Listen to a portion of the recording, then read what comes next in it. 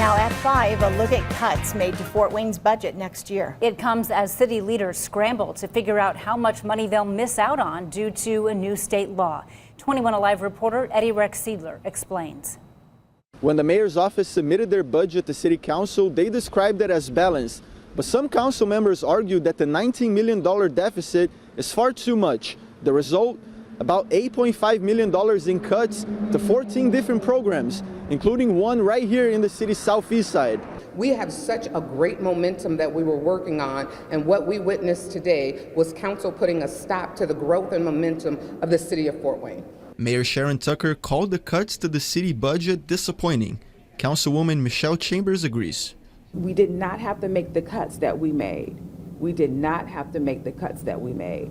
But Council President Russ Yale says cuts needed to be made and that he's proud of the compromise the council was able to reach.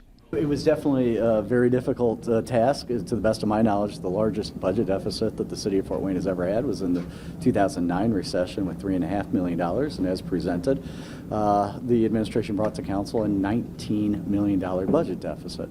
Chambers says the initially proposed budget was balanced because the city's reserves could offset the deficit, and cutting funding to programs bringing in revenue at a time like this is counterintuitive.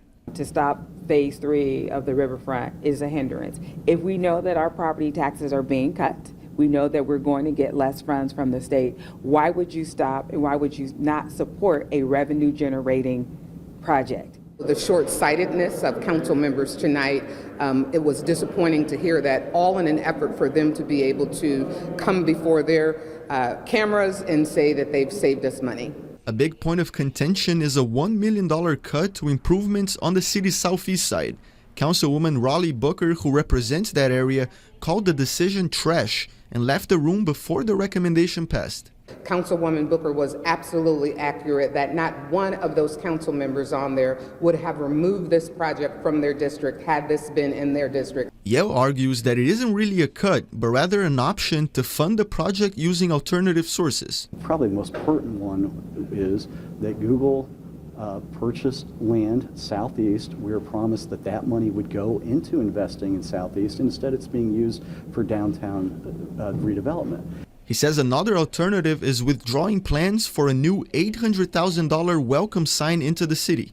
The sign is not as important as making those funds whole, but the administration didn't want to budge on that, which is, again, bizarre. So 3 wonderful opportunities. I'm still very optimistic that one of those will come through so that that $1 million is returned to Southeast Fort Wayne. The cuts also include the Puffer Belly Trail, the Portland Loo, and Science Central. But Mayor Tucker says a silver lining is council did not approve cuts to alleyways and sidewalks. You can learn more about those cuts right now on our website. Reporting in Fort Wayne, Eddie Rex Siedler, 21 Alive News.